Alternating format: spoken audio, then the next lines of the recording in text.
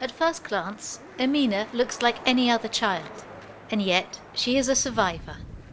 4 years ago, she left Africa aboard a pneumatic raft. She was only 10 months old. Her mother died during the crossing, and her body was abandoned at sea. Many women die during the crossing of the Mediterranean due to burns. Her mother died because of the burns caused by a mixture of seawater and the fuel that's used on the journey. Their boat was rescued by the Italian Navy. Amina, who was just a baby, was entrusted to social services and given up for adoption, at the same time that Silvia and her husband were hoping to make a family. We wanted to adopt. In 2016, the juvenile court in Palermo got in contact with us.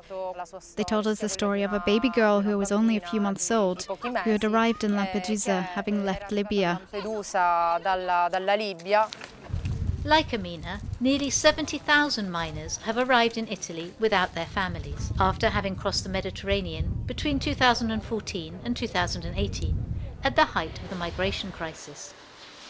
The Italian state is obliged to welcome all unaccompanied children that arrive on Italian soil, house them, feed them, and guarantee an access to education.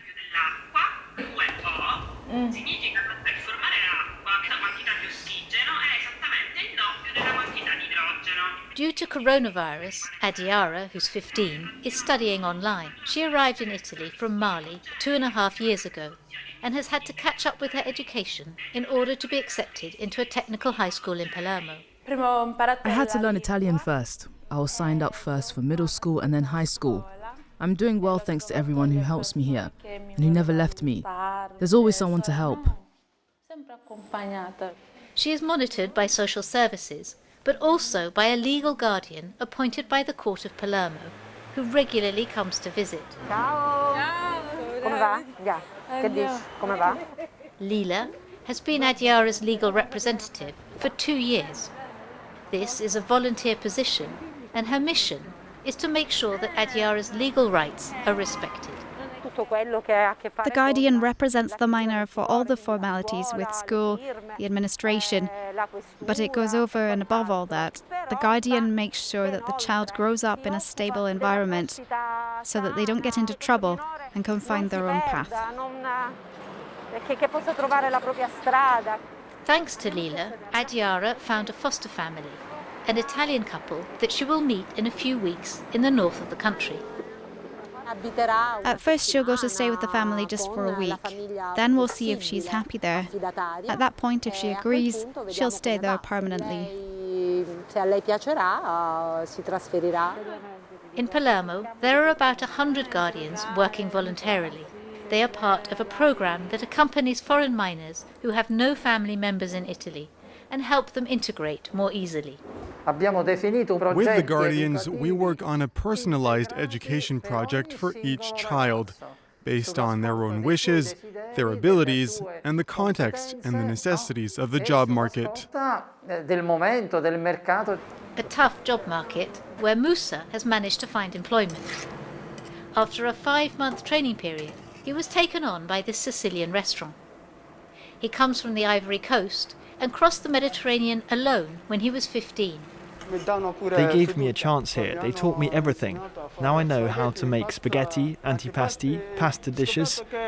I discovered that I really want to work in this field. That's my dream. In a few weeks, MOUSSA should be able to convert his humanitarian permit into a work visa, which would allow him a stable future in Italy.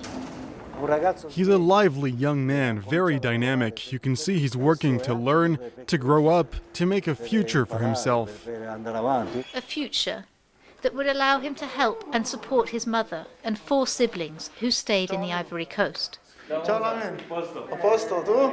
This reception centre for unaccompanied minors, financed by the Palermo Council, is where MOUSSA lives, along with other youngsters of African origin.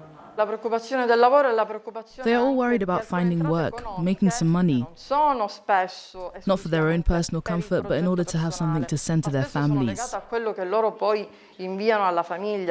At the moment, Nearly 5,500 unaccompanied minors of African origin live in Italy. Those that are involved in a professional project can stay in the shelter system provided by the Italian state until they are 21 years old.